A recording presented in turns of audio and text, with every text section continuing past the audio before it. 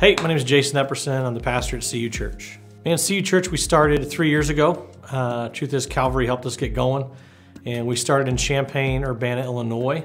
And it's a church that's kind of based in mission, based in service. We still don't have a building. We kind of bought from different place to place, but ultimately it's a church where we love God and love people, and everybody's welcome. It's everything from the one-for-one that we do on a weekly basis to all of our staff spends at least 10 hours a week serving in the community in different ways.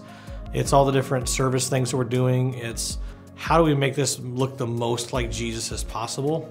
And so that's kind of the question we ask. Whenever something comes up, it's like, well, does this look like Jesus? And if it doesn't, then we don't do it. And if it does, then we do.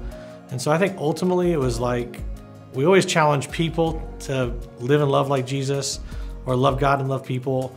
What if the church had the same conviction? And so that was kind of what probably started a lot of it. It gathered Christians who wanted to be part of something different, one, and it also allowed people who've never been to church before to go to a place where they knew no one else belonged either. And so I think it was a safe zone for people to kind of at first say, hey, everyone's checking this out, it might be a safe time for me to check it out, versus joining a church that they feel like is established and the community is already established. His call is for us to evangelize and disciple, and on some level that's starting churches, whether it's a campus or whether it's a brand new thing.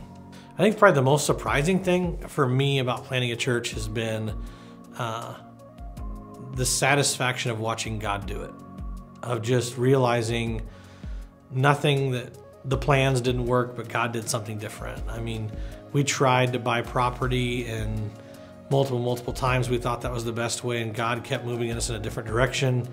So I just think watching God do his thing has been completely satisfying. I don't know what the future holds for the church in our country. I hope that we see revival. I hope that more people come to know him than ever before. But if there's ever a day when CU Church, like if they ever want to get rid of CU Church, I pray that it just leaves a hole. That the people of CU Church are on the front lines of education, on the front lines of the medical systems, on the front lines of poverty, on the front lines of just, we truly want to be an agent of transformation to a city. I guess my belief is if the gospel is present, things around it should change. And so we want to see a holistic change in our city. The poverty lines drop, more kids know how to read, racial reconciliation happens. And for CU Church to be on the front lines of making those things and being a part of those things happening is, I think it was Jesus' dream for the church, is we are a light in darkness, we're salt when there is no salt. And so I guess that would be what I would say.